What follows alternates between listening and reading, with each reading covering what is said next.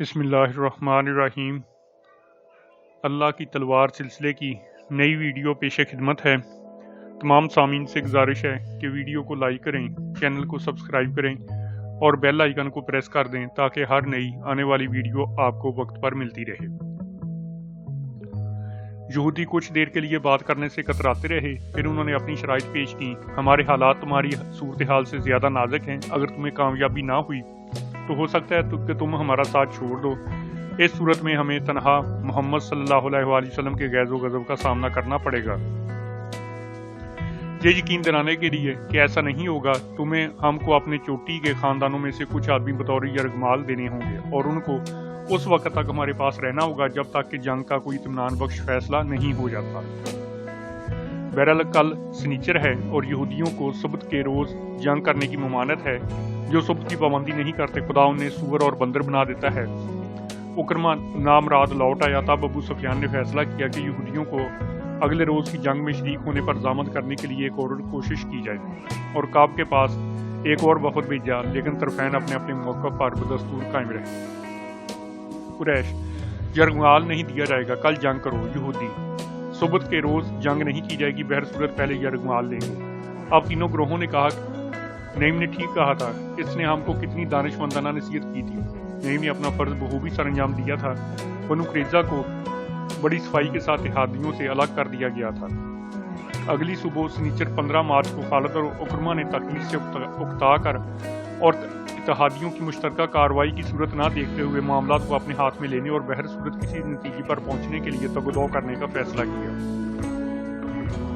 وہ اپنے اپنے سواروں کے دستے لے کر آگے بڑھے اور ذباب کے عین مغرب میں ایک ایسی جگہ پہنچے جہاں خندق اتنی چوڑی نہیں تھی جتنی دوسری جگہوں پر، اور جہاں سوار اپنے گھوڑے خدا کر یا پیادہ سپاہی ہاتھ پیر کے بل خندق پار کر سکتے تھے۔ یہ جگہ مسلم پڑاؤ کے جو صلح کے درمیان میں واقع تھا بالکل سامنے تھی۔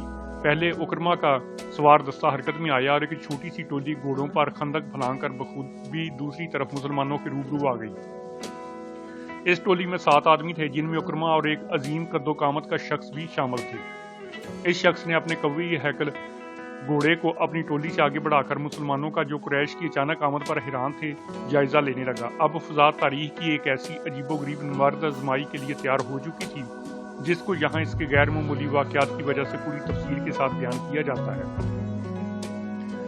اس شخص کا قد کاٹ اتنا بڑا تھا کہ پا پیادہ وہ دوسروں پر چھا جاتا تھا، اور جب وہ اپنے قوی ہیکل گھوڑے پر بیٹھا ہوتا تو واقعی ناقابل یقین دیو لگتا۔ جسیم، طاقتور اور نڈر ہونے کے علاوہ اس آدمی کے چہرے سے ایسی ہیبت ٹپکتی تھی جو خصوصیت سے اس کے ساتھیوں کے لیے ولولہ انگیز اور اس کے دشمنوں کے لیے حوصلہ شکن تھی۔ یہ عمرو بن عبدود تھا۔ ہم اسے دیو کہیں گے۔ جب اس نے مسلمانوں کے لشکر پر اپنی حقارت بھری نظر دوڑائی تو گھوڑوں اور سوار دونوں ساکت تھے۔ اچانک اس دیو نے سر اٹھایا اور گرج کر کہا، میں عمرو بن عبدود ہوں، میں عرب بھر میں سب سے بڑا جنگجو ہوں، میں ناقابل تسخیر ہوں، میں بلا شبہ وہ اپنے بارے میں بہت اونچی رائے رکھتا تھا۔ کیا تم میں کوئی ایسا شخص ہے جو میرے ساتھ اکیلا مقابلہ کرنے کی ہمت رکھتا ہو؟ مسلمانوں نے اس للکار کا کوئی جواب نہ دیا۔ انہوں نے ایک دوسرے کی طرف دیکھا، انہوں نے حضرت صلی اللہ علیہ وسلم کی طرف دیکھا، لیکن کوئی شخص اپنی جگہ سے نہ ہلا، کیونکہ اس دیو کی طاقت اور جنگی مہارت ضرب المثل تھی، اور کئی بار زخمی ہونے کے باوجود اس نے نبرد آزما ہونے میں نہ تو کبھی شکست کھائی تھی اور نہ کبھی اپنے حریف کو زندہ واپس جانے دیا تھا۔ کہا جاتا تھا کہ وہ 500 سواروں کے برابر ہے، وہ گھوڑے کو اپنے ہاتھوں سے اٹھا کر زمین پر پٹک سکتا ہے، وہ ایک بچڑے کو بائیں ہاتھ میں اٹھا کر لڑائی میں ڈھال کے طور پر استعمال کر سکتا ہے۔ وہ غرضے کہ اس کے بارے میں بے شمار افسانے تھے۔ اہل عرب کے زرخیز تخیل نے اس خوفناک جنگجو کے ناقابل تسخیر ہونے کے متعلق طرح طرح کی کہانیاں گھاڑ رکھی تھی۔ چنانچہ مسلمان خاموش رہے اور اس دیو نے حقارت آمیز کہکا لگایا، ایک ایسا کہکا جس میں قریش بھی شریک تھے، کیونکہ وہ خندق کے بالکل قریب تھے اور سب کچھ دیکھ سن رہے تھے۔ اچھا، تو تم میں کوئی بھی ایسا نہیں جو مردانگی کا جوہر رکھتا ہو، اور تمہارے اسلام کا کیا بنا؟ اور تمہارا پیغمبر؟ اس ناپاک طنز پر حضرت علی رضی اللہ عنہ مسلمانوں کی اگلی صف میں اپنی جگہ سے بڑے نبی کریم کے پاس آئے اور للکارنے والے سے نبرد آزما ہونے اور اس کی زبان درازی کا ہمیشہ ہمیشہ کے لیے خاتمہ کرنے کی اجازت چاہی۔ حضرت نے جواب دیا، واپس چلے جاؤ، یہ عمرو ہے۔ حضرت علی اپنی جگہ پر واپس آ گئے۔ ایک بار پھر توہین بھرے کہکے بلند ہوئے، مسلمانوں کو مزید تانے ملے اور ان کو پھر للکارا گیا۔ حضرت علی رضی اللہ عنہ پھر نبی کریم صلی اللہ علیہ وسلم کے پاس آئے۔ حضرت نے اس بار بھی اجازت نہ دی، کہکوں اور تانوں میں اضافہ ہو گیا، اور عمروں نے پھر للکارا اور پہلے سے بھی زیادہ ذلت امیز انداز میں کہا، تمہاری جنت کہاں ہے؟ اس نے گرج کر کہا، جس کے بارے میں تم کہتے ہو کہ جنگ میں مارے جانے والے اس میں داخل ہوں گے، کیا تم کسی کو مجھ سے لڑنے کے لیے نہیں بھیج سکتے؟ حضرت علی جب تیسری مرتبہ نبی کریم کی طرف بڑھے تو حضرت صلی اللہ علیہ وسلم نے ان کی آنکھوں میں ایک ایسی کیفیت دیکھی جس سے آپ بخوبی آشنا تھے، اور جس سے آپ نے جان لیا کہ حضرت علی کو روکنا ممکن نہ ہوگا۔ آپ نے علی پر ایک شفقت بھری نظر ڈالی، کیونکہ علی سے زیادہ عزیز ان کو کوئی نہ تھا۔ پھر آپ نے اپنا امامہ اتار کر حضرت علی کے سر پر باندھا اور اپنی تلوار حضرت علی کی کمر میں باندھی، اور آپ نے دعا کی، یا اللہ اس کی مدد کر۔ یہ تلوار جس کو نبی کریم صلی اللہ علیہ وسلم نے حضرت علی کو عطا کیا، کبھی منبع بن حجاج نامی ایک کافر کی ملکیت تھی۔ یہ شخص جنگ بدر میں مارا گیا تھا اور اس کی تلوار مسلمانوں کو مال غنیمت میں ملی۔ اس تلوار کو خود حضرت صلی اللہ علیہ وسلم نے اپنے لیے لے لیا تھا۔ اب حضرت علی کے ہاتھ میں اس کو اسلامی تاریخ میں سب سے مشہور تلوار کی جگہ ملنے والی تھی، کیونکہ 10 محاربوں میں کسی اور تلوار نے کبھی اتنے آدمی نہیں مارے، یہی تھی ذوالفقار۔ حضرت علی نے بعجلت مسلمانوں کو چھوٹا سا جتھا جمع کیا اور لمبے قدم بڑھتے ہوئے کفار کی طرف آئے۔ ان کے ساتھی دیو سے کچھ دور رک گئے اور علی آگے بڑھ کر للکارنے والے سے مقابلے کے لیے مناسب فاصلہ تک روبرو پہنچ گئے۔ دیو علی سے بخوبی واقف تھا، کیونکہ وہ ان کے والد ابو طالب کا دوست رہ چکا تھا۔ اس نے اب حضرت علی کو کچھ ایسے مشفقانہ انداز میں مسکرا کر دیکھا جیسے بزرگ بچے کو دیکھ کر مسکراتے ہیں۔ اے عمرو، حضرت علی نے پکار کر کہا، سنا ہے کہ اگر قریش کا کوئی فرد تمہارے سامنے 2 تجاویز پیش کرے تو تم ہمیشہ ان میں سے کم از کم ایک مان لیتے ہو، سچ ہے؟ تو پھر میں تمہارے سامنے 2 تجاویز پیش کرتا ہوں۔ پہلی یہ کہ اللہ کے رسول اور اسلام پر ایمان لے آؤ، مجھے ان کی ضرورت نہیں۔ تو پھر گھوڑے سے اترو اور میرے ساتھ لڑو۔ آخر کیوں میرے بھائی کے لڑکے، میں تمہیں قتل کرنے کا آرزو مند نہیں ہوں، لیکن میں، حضرت علی نے کہا، تمہیں قتل کرنے کا بہت آرزو مند ہوں۔ دیو کا چہرہ غصے سے سرخ ہو گیا۔ وہ ایک غضبناک للکار کے ساتھ اچھل کر گھوڑے سے نیچے اتر آیا، اور اس نے ایسی پھرتی دکھائی کہ اتنے بھاری بھرکم جثہ کے لیے حیرت کی بات تھی۔ اس نے پہلے اپنے گھوڑے کی ٹانگیں باندھی، پھر تلوار کھینچ کر علی پر ٹوٹ پڑا۔ لڑائی شروع ہو گئی۔ عمروں نے علی پر کئی وار کیے، لیکن علی کو کوئی گزند نہ پہنچا۔ وہ ہر وار کو یا اپنی تلوار یا ڈال پر لیتے، یا پھر پھرتی سے کترا کے دیو کے تلوار کو سن سے پاس سے گزر جانے دیتے۔ بالآخر دیو تھک کر کانپتا ہوا پیچھے ہٹ کر کھڑا ہو گیا۔ وہ حیران تھا کہ ایسا کیسے ہو سکتا ہے۔ اس سے پہلے کبھی کوئی شخص اس کے مقابلے میں اتنی دیر تک زندہ نہیں رہا تھا، اور اب یہ لڑکا اس کی طرف یوں دیکھ رہا تھا جیسے وہ کوئی معمولی سا کھیل کھیل رہا ہو۔ اس کے بعد واقعات اتنی تیزی سے رونما ہوئے کہ کوئی بھی ان کے تسلسل کا پوری طرح ساتھ نہ دے سکا، نہ مسلمان، نہ قریش، اور نہ خود بیچارہ دیو۔ حضرت علی نے تلوار اور ڈال زمین پر رکھ دی، اور ان کا جسم بجلی کی طرف لا میں لپکا، اور ان کے ہاتھوں نے اس دیو کا گلا دبوچ لیا۔ پھر اڑنگا دے کر انہوں نے دیو کے قدم اکھیڑ دیے، اور وہ دھڑام سے زمین پر آ گرا۔ یہ سب کچھ چند لمحوں میں ہو گیا۔ اب دیو پشت کے بل زمین پر دراز تھا، اور علی اس کے سینے پر سوار تھے۔ دونوں فوجوں نے ایک ساتھ آگ کھینچ کر کچھ سرگوشی کے بعد اپنے سانس روک لیے۔ دیو کے چہرے پر حیرت کے آثار تیش میں بدل گئے۔ بالآخر وہ پچھاڑ دیا گیا تھا، اور وہ بھی اس 9 عمر لڑکے کے ہاتھوں جو قد کاٹ میں اس کا آدھا بھی نہیں تھا۔ لیکن اس کے باوجود کہ وہ زمین پر چت پڑا تھا، اس نے ہمت نہیں ہاری تھی۔ اسے توقع تھی کہ وہ اب بھی مقابلہ جیت لے گا اور اپنے لیے عرب کے سب سے بڑے جنگجو ہونے کی حیثیت کو دوبارہ برقرار کر لے گا۔ وہ اس لڑکے کو اس طرح فضا میں اچھال دے گا جس طرح ہوا ایک پتے کو اچھال دیتی ہے۔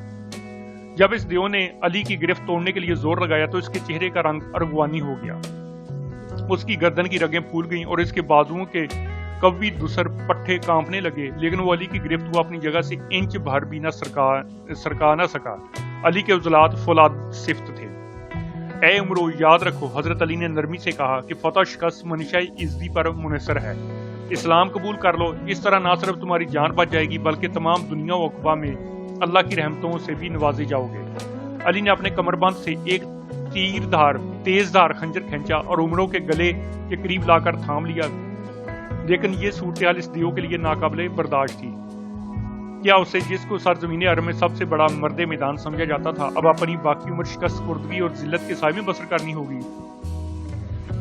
کیا اس کے بارے میں یہ کہا جائے گا کہ اس نے ذاتی مقابلے میں اپنی حریف کی شرائط تسلیم کر کے اپنی جان بچائی تھی؟ نہیں، اس عمرو بن عبدود نے تلوار کے زور پر زندگی گزاری تھی۔ اس کی موت تلوار سے ہو گئی۔ تشدد میں گزرنے والی زندگی تشدد ہی کی نظر ہونی چاہیے۔ ابس نے اپنے منہ میں لعاب جمع کیا اور حضرت علی کے چہرے پر تھوک دیا۔ وہ جانتا تھا کہ اس کا کیا انجام ہوگا۔ وہ جانتا تھا کہ تیزی سے ایک سانس کھینچنے کی آواز آئے گی، پھر فوراً علی کا دایاں بازو اٹھے گا اور خنجر اس کے گلے میں اتر جائے گا۔ عمرو ایک بہادر آدمی تھا جو بلا جھجک موت کا سامنا کر سکتا تھا۔ اس نے اپنی پیٹھ کمان کی طرح تان لی اور اپنی ٹھوڑی کو اوپر اٹھایا، اپنا گلا حضرت علی کو پیش کرنے کے لیے، کیونکہ وہ جانتا کہ کیا ہونا ہے۔ کم از کم اس کا خیال تھا کہ وہ جانتا ہے کہ اس کے بعد کے ماجرے نے اس کو اور زیادہ حیرت میں ڈال دیا۔ علی بڑے سکون کے ساتھ عمرو کے سینے پر سے اٹھ کھڑے ہوئے۔ انہوں نے اپنا چہرہ پونچھا اور اپنے حریف سے چند قدم پیچھے ہٹ کر کھڑے ہو گئے۔ اس کی طرف متانت بھری نظروں سے دیکھا۔ اے عمرو، یاد رکھو کہ میں کسی کو ذاتی غرض کی بنا پر نہیں بلکہ صرف فی سبیل اللہ قتل کرتا ہوں۔ کیونکہ تم نے میرے چہرے پر تھوک دیا ہے، اس لیے ہو سکتا ہے کہ اب میرا تمہیں قتل کرنا ذاتی بدلے کے لیے ہو، چنانچہ میں تمہاری جان بخشی کرتا ہوں۔ اٹھو اور اپنے لوگوں کے پاس واپس جاؤ۔ دیو اٹھ کھڑا ہوا، لیکن اس کے لیے ہار مان کے اپنے لوگوں کے پاس لوٹنے کا سوال ہی نہیں اٹھتا تھا۔ اس کا تہیہ تھا کہ جینا ہے تو بطور فاتح کہ یا بالکل نہیں۔ اس نے فتح کی ایک آخری کوشش میں اپنی تلوار اٹھائی اور علی پر جھپٹ پڑا، شاید علی اس کی زد میں آ جائیں۔ علی کو اپنی تلوار اور ڈال اٹھانے اور تازہ حملہ کے لیے تیار ہونے کی بمشکل مہلت ملی۔ اب اس دیو نے جو وار غضبناک ہراسانی میں کیا وہ اس مقابلے کا سب سے خونخوار وار تھا۔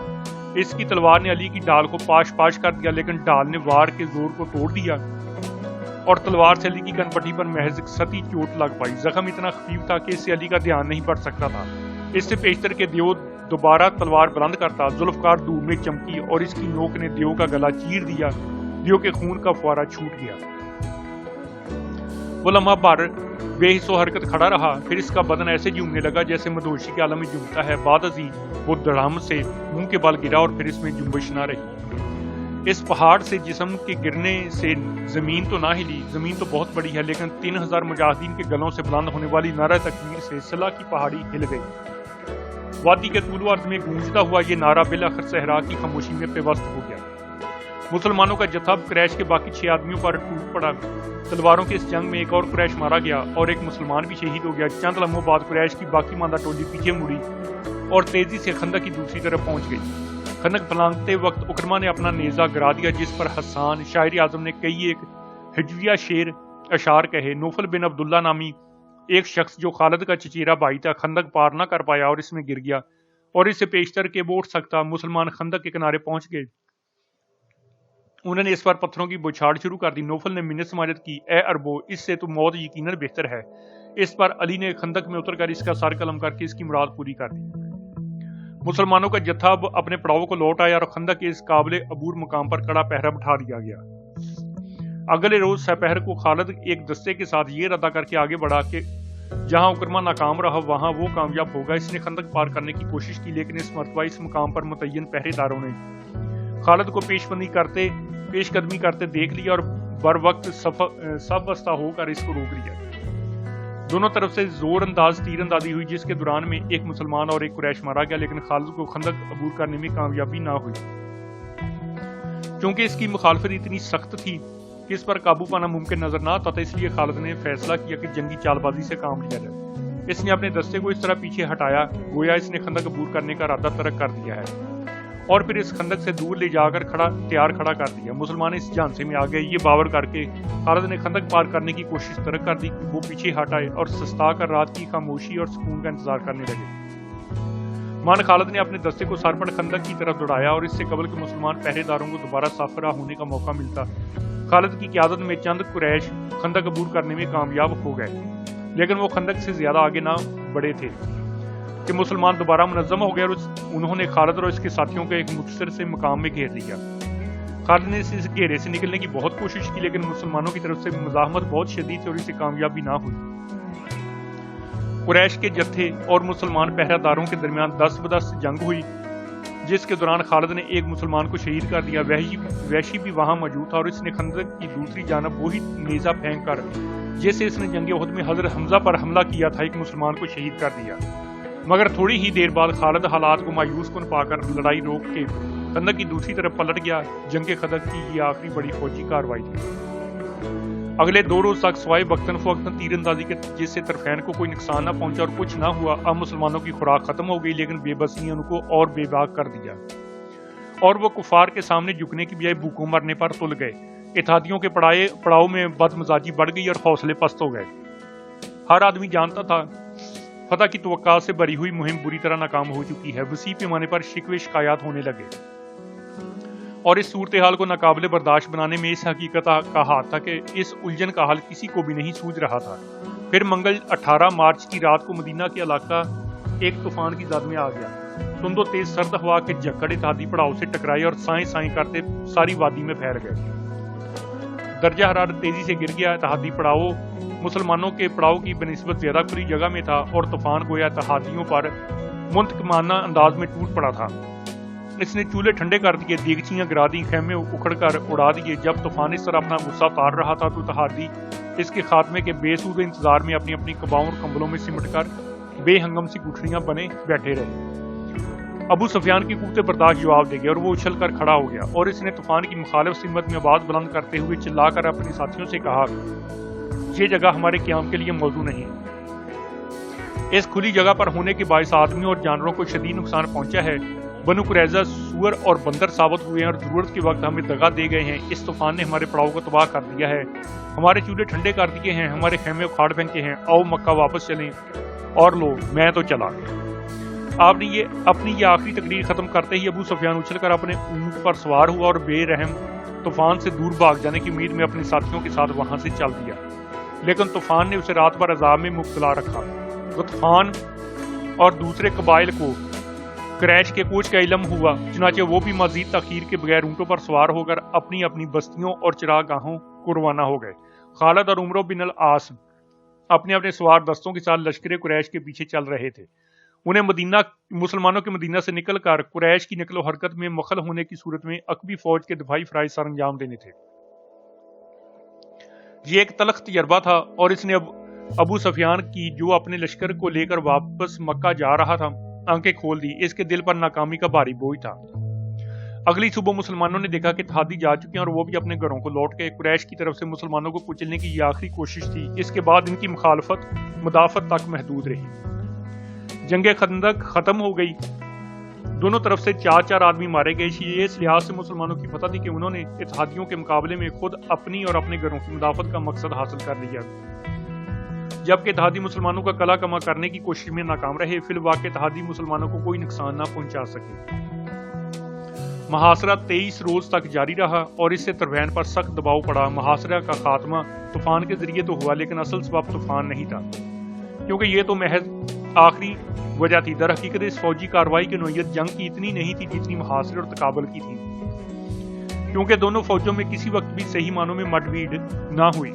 تاریخ اسلام میں جنگ کے دوران سیاسی اور سفارتی اصولوں سے کام لینے کی یہ پہلی مثال تھی، اور اس سے ظاہر ہوتا ہے کہ قومی مقاصد کے حصول کے لیے سیاسی اصولوں اور حربوں کا چولی دامن کا ساتھ ہے۔ مسلح فوج کا استعمال جنگ کا ایک پہلو ہے، ایک تشدد امیز اور تخریبی پہلو، جس سے صرف اس وقت کام لیا جاتا ہے جب ملکی مقاصد کے حصول کے لیے سیاسی ذرائع بے سود ثابت ہوتے ہیں۔ جب مسلح جنگ ناگزیر ہو جاتی ہے تو سیاست فن سفارت کو ایک بنیادی حربے کے طور پر استعمال کر کے مسلح فوج کی کارروائی کے لیے زمین ہموار کرتی ہے۔ اس میں معاملت ایک خاص فضا تیار کرتی ہے، دشمن کو کمزور کرتی ہے اور اس کی طاقت کو گھٹا کر اس سطح پر لے آتی ہے جہاں اس کے خلاف مسلح فوج کو زیادہ سے زیادہ کامیابی کے ساتھ بروئے کار لایا جا سکے۔ نبی کریم صلی اللہ علیہ وسلم نے اس کے عین مطابق عمل کیا۔